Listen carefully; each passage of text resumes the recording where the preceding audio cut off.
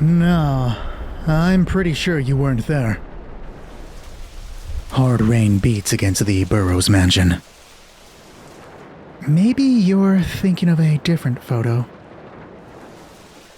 Its clock tower face reads 7:59. How many pictures do you think I've taken in front of that thing? The Miskatonic River rushes south of that manor. Well, at least 2. Apple Lane flows right beside the river, leading into Arkham, Massachusetts. Wearing the exact same outfit, West Kerwin Street breaks from Apple Lane. All you ever wear is that jacket. Street lamps glow within the storm.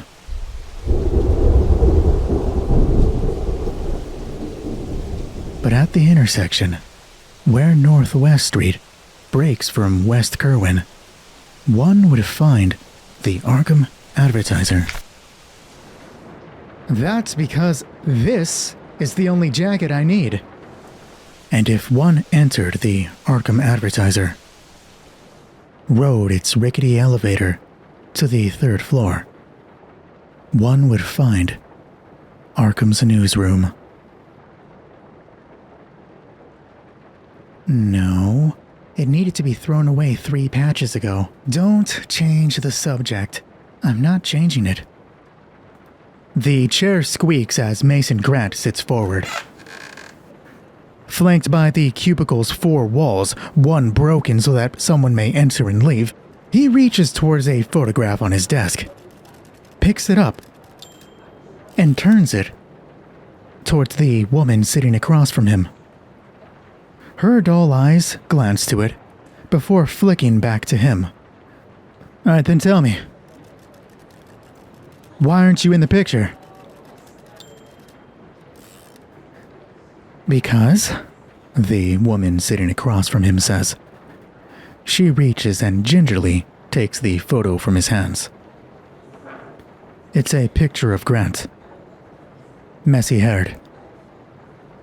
Tattered jacket. Gray in color. Though there are hints of other hues. A blue patch on the shoulder. A red patch replacing a pocket. The elbow is a color that can't be seen within the photo, but from this woman's point of view, it's green. Because someone, she says, had to take the picture. She sets the photo down. Grant leans back in his chair. It squeaks. And you're the one that took it? And Barbara smiles.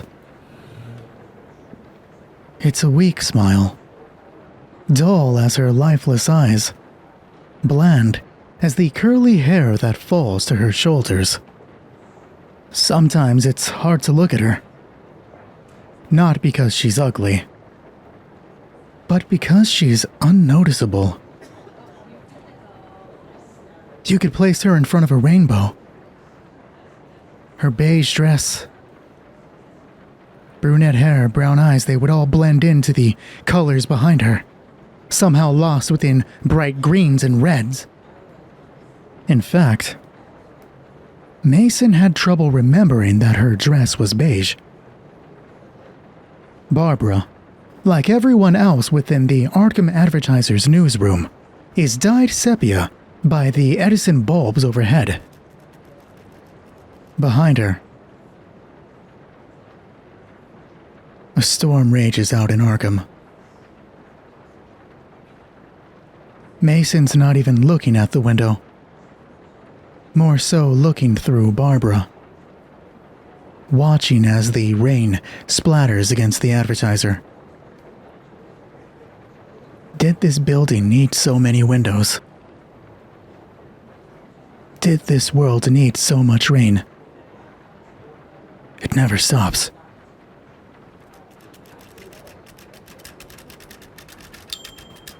The chime of someone's typewriter resetting calls Mason back to the woman in front of him. For a moment he forgot she was there. And just hear me out. Someone else could have taken the picture. How many photographers do you know? Lady, look who's around us. Hey, Simmons, Mason says, looking over his cubicle into the neighboring one behind him. Where a square-jawed older gentleman looks back. Hey, you ever seen this? Hold on. He grabs the photo and passes it over the cubicle. You see this picture? Burroughs Mansion, Simmons says. That's the one. You take it? No, not me. Composition is terrible. You take it? Hey, I would obey the rule of, fourths or whatever it's called. Thirds, pal. Stick to the Waffle Houses. The photos passed back. Yeah, I will. Now, are you going to claim this bad composition? Perhaps it was someone else, Barbara says. Yeah, I'm sure it was, the chair squeaks. Distant thunder. Lights flicker overhead. Someone stopped typing. It's still raining. A grate rattles to the right, causing Barbara to stand up. He's coming. Off down the hall of cubicles, grating slides away and two men step from the elevator. One is a slender gentleman, dark brown hair now streaking with age. He walks down the hall of cubicles, stroking a goatee, saying something about Lithuania? Is that how it's pronounced? Mason's not sure. The man walking beside Goatee listens intently. This man's even older. Second oldest in the office. But the heaviest. Bordering on obese. Bald. Shaves his head. Every now and then you can see the stubble growing in. Grant would have shaved too. Jeffrey Doyle's, the Arkham Advertiser's editor, puffs on his cigar, listening as Rex Murphy continues his story. Holding my palm, she traces one finger over the fold of my flesh. She says one thing. Yeah, what's that? Well, I regret to inform you that, despite being there for 2 weeks, I did not learn the language. Fortunately, my translator looked to me, fear burning in his eyes. And he said, "Cursed." Cursed, Mason repeats as the two of them pass him by. They drag his eye to the glass at the top of his cubicle exit. On the other side of that glass would be two mailboxes. One with his name above it. He can see the sticker through the glass. And to the left of that, another sticker. No doubt for Barbara. Right now, Waffle House reporter Mason Grant has the opportunity to discover a clue, but it's only an opportunity. We have to roll for it. Arkham Horror doesn't have a wide list of skills, and it doesn't have what most games would call attributes. Instead, the DPS system, what this game runs off of, combines skills and attributes into a list of 10 things labeled skills. Because there are only 10 skills, each skill covers a variety of things with some overlap. But for now, we are focusing on wits, especially the first line of wits, which reads, "Wits is a measure of a character's cleverness and awareness of their surroundings." Skills within the DPS system range between 1 and 6, and in order to make a skill check, you roll d6. In order to pass that skill check, you need to match or exceed your character's skill number. In this case, Mason's wits is 6, meaning that he has to roll a 6 to succeed. Now, those may seem like low odds, but player characters can roll up to 6 dice at a time, depending on their health pool and current situation. So for this moment, we are going to be rolling 2 dice. But before I make that roll, I'm rolling dice using a pedal at my foot. So if you hear this noise, I wasn't able to edit that noise out because I was talking over it. I'm going to be trying to roll silently with it. This is my first time using the pedal to record, so that's just a heads up. You'll also hear it potentially when I clear the dice. And if I roll a 2 dice at a time, as this. So, here comes the roll. We are rolling 2d6 for wits to see if Mason notices what I would like him to notice. Here comes the roll. 4 and 1. No, Mason doesn't notice anything. Beside his sticker and mailbox is Barbara's. Strange enough, it only has her first name. Everyone else has both, first and last. "Come on," she says. And Mason tries to follow, but his patchwork jacket catches on his swivel chair, causing the chair to spin in place and him to have to pull himself free, move around the desk, and then join his photographer partner as they approach the editor's desk. "Murphy," Mason says. "When'd you get back?" "Yesterday morning." "And you didn't call us up for a welcome back drink?" "Oh, I did. Simmons was there." "Thanks for the invite. It was morning. I assumed you were at the Waffle House." "Speaking of the Waffle House story," the behemoth editor says, just before taking a pull of his cigar. "Timothy, you left a spelling error under the Waffle House story. That ink's coming out of your pay." Come on! "No groaning. I pay you to be a professional. And if the rest of you want to get paid, listen up. Gonna hand out work. We're gonna start with a tip I got about footprints being found out in a river by Dunwich. I need somebody seasoned to take a crack at this." He makes eye contact with Mason, who perks up, elbows Barbara. "Murph, I know you just got back, but you mind taking a look at this monkey business?" "Monkey business is my business." Mason deflates. Chews at his lip. Closes his eyes. Tries to focus on calming down. It's still fucking raining.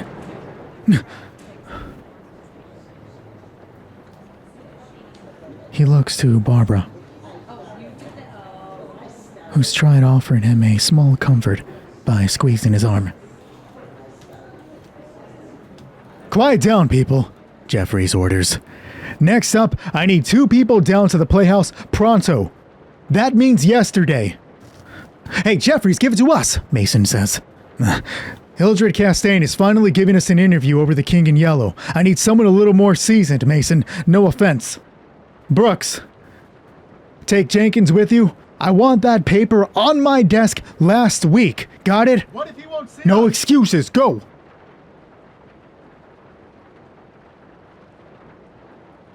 "We can get the next one," Barbara says. "No, we won't." And the last story I'm handing out tonight. Don't even think about raising your hand, Mason. I have an interview set up with the mayor tomorrow over those checkered cab trials. I need somebody to go down there, ask him all about it, ask him who's driving, and ask him where the money's come from. Seize in hand, Mason. I didn't even raise my hand. I saw the look in your eye. Brent, you want to handle this one? Yep. Good. Everyone else? As per usual. It'll be fine, Mason. No, it won't. Jeffries! Mason breaks from the shrinking crowd, walking directly to the editor's desk as the large man is falling into his chair. Oh, of course. What is it now, Grant? What is it now? You passed out 3 stories, didn't even consider me. No, I didn't. You didn't? No. Not at all. What, am I not a thought that crosses your mind? Nope. So then what the hell am I supposed to do? Waffle House. Again? I'm already running out of Waffle Houses. Well, shit. My suggestion? Switch to brunch. I didn't go to the Miskatonic University to write about brunch, Jeffries. What did you go for? Creative writing, and well, it didn't fucking serve you now, did it? Listen, Mason. And I mean really listen. You got a job. In your chosen field. That's something most people out there would kill for. Show a little gratitude. You're lucky I still give you a chance. Still give me a chance? Hate to tell it to you, kid. Your degree ain't worth shit. Not with the way you write. Sorry you got wrapped into it, Barbara, I learned how to weave fiction. Well, this ain't fiction, Grant. It's hardline news. And I see potential in you, kid. Or I would have cut your ass with the last round of layoffs. You're not seasoned enough to handle hard stories. You can't even handle this news properly.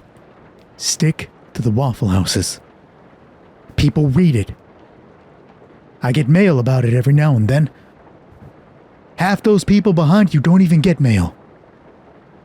Work on your craft. Get better. And then you get more stories. But until then, Arkham needs to know where they should eat. And if that ain't good enough for you, go back to school. Come on, gently. Barbara tugs him back. Mason's arm goes first, and then the rest of him follows. Back at his desk. Back with the photo of him at the clock tower. Back on the other side of Simmons. He sinks into his chair, arms crossed. Listens to the unending rain. I'm thinking Peggy's, Barbara offers. Last one above the river. Yeah, sure, whatever. Not whatever. Do you want to go there? If that's what you want, Barbara,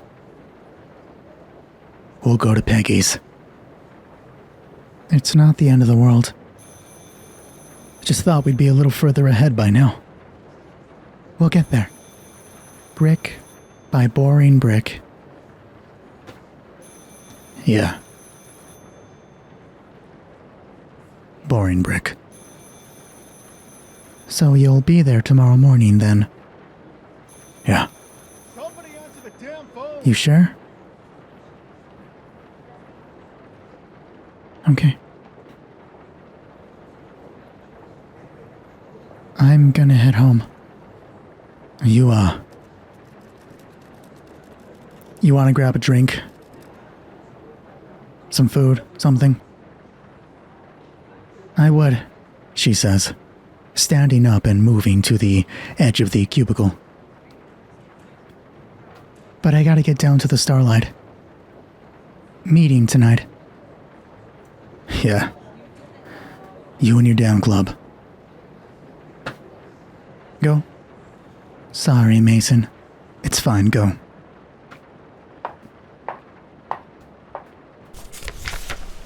Down West Kerwin.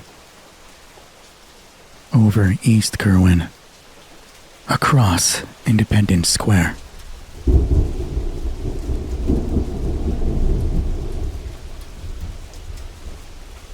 Federal Street. He stands under an awning. It offers meager protection from the rain. The wind is picked up, and every so often, it carries a bit of water with it. Sure, it hits Mason's jacket, but it's an insult all the same. He takes a long puff, a long pull from the cigarette. Breathes out.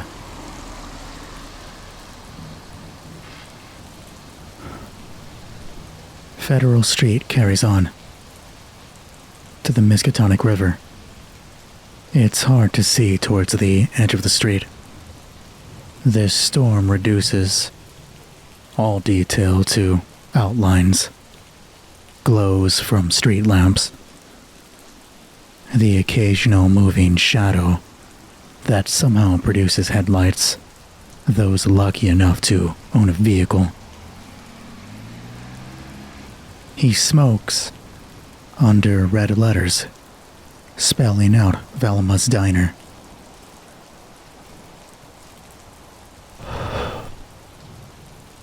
Every so often, he looks to the windows behind him.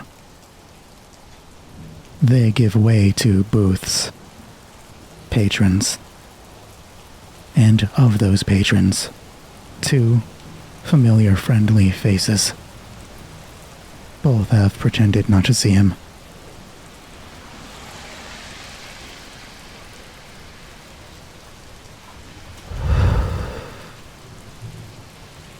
Cigarette to the street. He turns up several steps to the diner's glass door. Grabs a hold of its handle. Pulls it open. And pushes his way in. A bell greets him first. It's a chime that breaks apart some smooth jazz, waving from the jukebox down the... He almost said road. No. Path of booths. Down the hall. Why does it matter? Coffee roasts directly behind the counter. Directly behind the cash register. Directly behind Agnes Baker. The young waitress wipes some glass with a pristine rag before setting both down and smiling. Funny. She has the same brunette curls that Barbara does, and yet they add so much life to this young woman. In fact, her smile's much more vibrant. I thought, Agnes says, that you were going to be busy tonight. Yeah, me too. Coffee, please? Sure. She turns around, grabbing a mug and her coffee pot. Pours, her back turned to him, yet she's still speaking. They know you're coming? Pretty sure they do. Before or after your cigarette break? She asks, setting the mug between them. Probably after. And is there something wrong with needing fresh air? You needed fresh air? Or did you need a cigarette? Both. Think this is all I'm gonna get today, so I'll pay now. On the house, Mason. Looks like you need it. Yeah. I think I do. Thanks, Agnes. Don't worry about it. I'll go say hi to them before they get mad at me for keeping you. As Mason walks down the diner, booths to his right, windows above them, giving the perfect view of Arkham's newest storm. A man sits at the diner's counter to his left. This man, dressed in a courier's uniform, goes on about his father not buying him some toy gun when he was little. First world problems. Pride failing, Mason approaches the final booth, where two women who had once sat across from each other now sit side by side. Mason, the older of the two, greets him first. Glad you stopped by. Want to have a seat? Sure. The blonde woman smiles as he sits across from her. Drawn in a blue dress, covered with a thick jacket, Daisy Walker sips from her own cup. A half-finished plate of strawberry pancakes sits in front of her. The librarian's assistant sits beside her. No food. Just a glass orange juice. Mason is surprised to see Abigail Foreman out this late. The straight-A student hardly leaves her dorm. Just like she's hardly seen without those circular glasses. You didn't get a story? Abigail asks. No. I'm sorry, Daisy follows up. You still got the Waffle House, right? We love when you write about the Waffle House. Abigail jumps in her seat, looks down to her knees, and then realization spreads across her thin face. Yes, nobody reviews Waffle Houses like you, Mason. Thanks for the vote of confidence. Anytime. So? Daisy says. What's fresh off the presses? Order up, hands. Some play. Spooky tracks and those cabs. I heard about the cabs. It's gonna make getting around so much easier, isn't it? Yep. You'll be okay, Mason, Abigail says. Yeah, I know, Look, I'm sorry, I didn't mean to drag you two down. It's fine. It's fine, Mason. Right, Abby? You know you're always welcome to dine with us. Yeah. How are your classes doing? They're fine, Abigail says, adjusting her glasses because of course she does, and of course they shine in the light. He turns to Daisy. She doing good? Of course, Mason. But you would have done just as well. No. It's for someone like her. That's right. You are going to write the next greatest American novel. Did you ever think of a name? Yeah, I did actually. What is it? I don't remember. Daisy's face twists for a moment, but then she brings back that librarian smile that he's so used to. But Abigail was never one to hide her confusion. You thought of a title, but didn't write it down. I thought I did. Swear I did. Hell, how do you forget a title? Yes, that is rather confusing.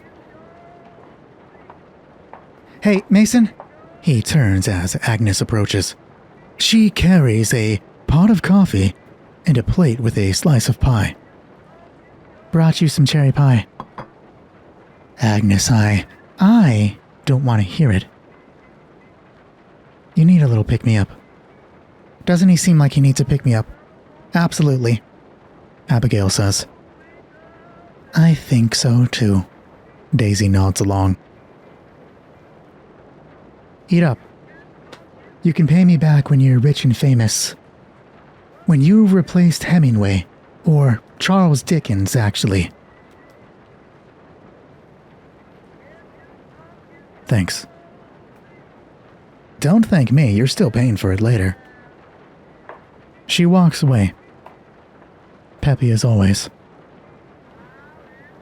You'll get there, Mason, Daisy says. What? She reaches out, both of her hands on his.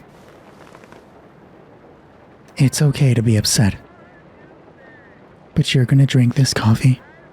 You're gonna eat your slice of pie. And then you're going to go home and write. Yeah. Yeah, I am. You're right. Good. Now, what's this about a play in Arkham? North Peabody Avenue carries Mason over the Miskatonic River. Becomes Peabody Avenue. Walking by the graveyard somehow brings him comfort. There's a peacefulness to death.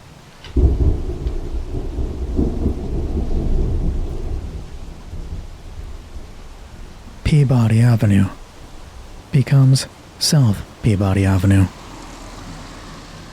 And then the 3-story Ma's boarding house isn't too far from there. He waves to Skids at the check-in desk, earns a nod from the ex-convict, before turning upstairs. 2nd floor. Guided down a poorly lit hall, with only 2 light bulbs. Their light battles night. Sepia against ink. Light and night, they rhymed. You can't include that in your work. That's what the editor will yell at you for. Those thoughts move him to the final door to his right. Move him to that window at the edge of the hallway, where Ma's backyard bathes in ink, shadows. Mason studies the dark world beyond its glass. Studies the forms, the fence, the tree line, everything that's reduced to vague shapes, vague suggestions. Within the night. It's still raining. He turns to his door, inserts the key, and pushes it open. Desk to his left dominates the northern wall. Papers are scattered across it. A single lamp. Electricity is lit. Its amber light painting a messy desk, his twin mattress, and the person sitting on top of it. Even male, odd female. Odd female. She looks at him with a quivering smile. She's struggling to hold it.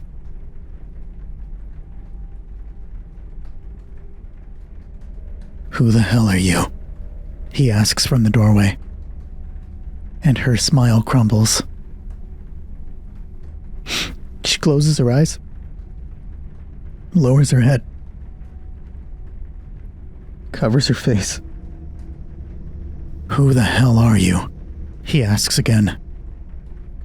As the woman curls into herself, she leaves him a perfect view of the window behind her. A perfect view of the rain-soaked night.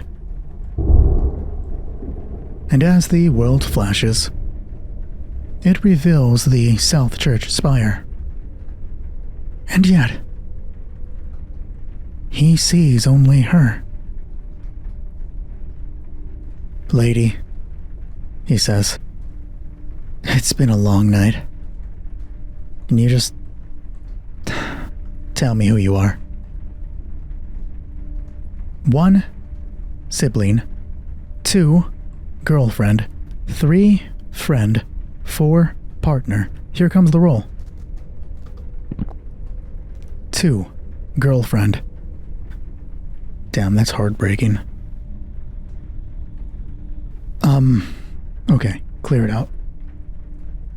I want to know how long they've been dating. We are going to do D10 months plus 3, in case we roll a 1, so it's not just 1. Here comes the roll.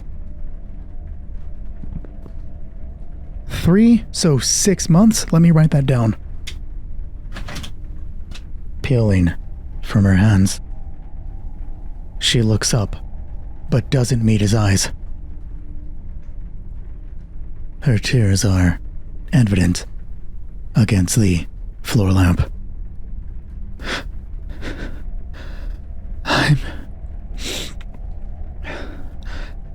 I'm your girlfriend, Mason. I'm sorry, what? I'm your girlfriend. Your partner. Your lover. Your best friend. You're my everything. Did Skids put you up to this? No. You sure? He didn't give you the key to get in here? I have my own key. You gave it to me. Bullshit. She reaches in her pocket, draws out a metallic key. Right. We are now going to do a hard social scene, meaning that this character has to pass 3 hard presence checks in order to convince Mason that she's actually his girlfriend. For those with the Arkham Horror Core rulebook, we will be using the reporter stats from page 197 with one key difference. She's going to have a dice pool of 6 instead of 4. This is because she's a main character. She will be rolling presence, which is a 5, and this will be against Mason's intuition of 6. Mason is only going to roll on her successful checks because that is his reaction towards her successful checks. When you have a reaction in Arkham Horror, you can only roll 1 dice. You only ever roll 1 dice as a reaction. So let's go ahead and get started. Okay. How do we meet?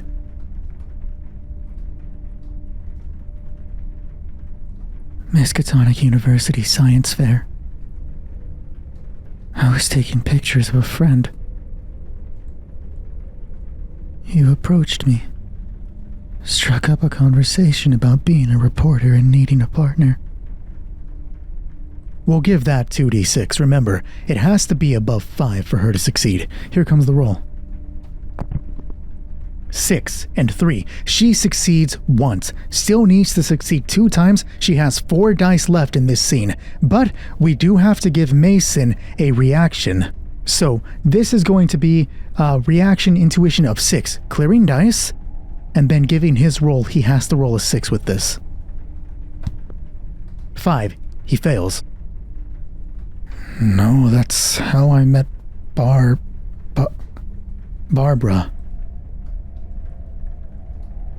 Who's Barbara?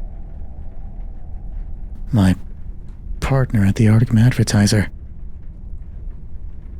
Mason, I'm your partner at the Arkham Advertiser. Mason steps in, goes to his desk, looks at the papers, all notes for his novel. I approached you and we start working together. And then what, we shack up? I live with my mother. Why is that? Nice young woman like you can't meet someone, be married already? She's sick and I take care of her. You did me a kindness by getting me that job. It's the first time she meets his eyes. And for a half second, he believes her.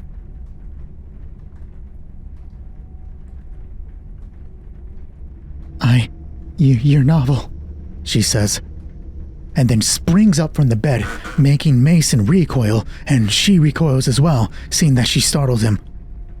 Her hands come up, and then she points to the notes. Your novel. I know the name of it. You were gonna be the next great American artist, writing about England.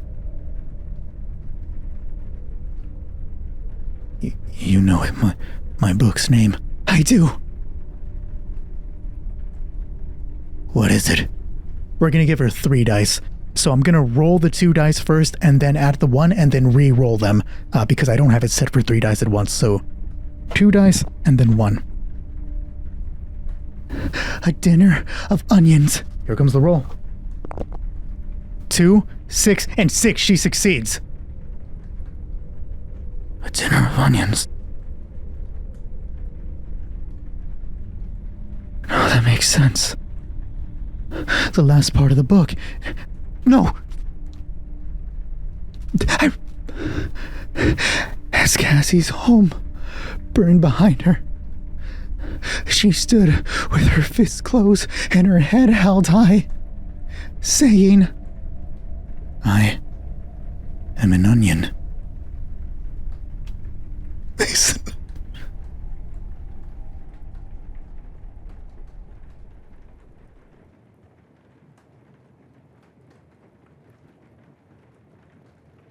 I believe you. You do. You do. She embraces him. A quick motion, a quick lunge across the small room, and he's in her arms, with his hands dangling to his side. Why don't I remember you? You will.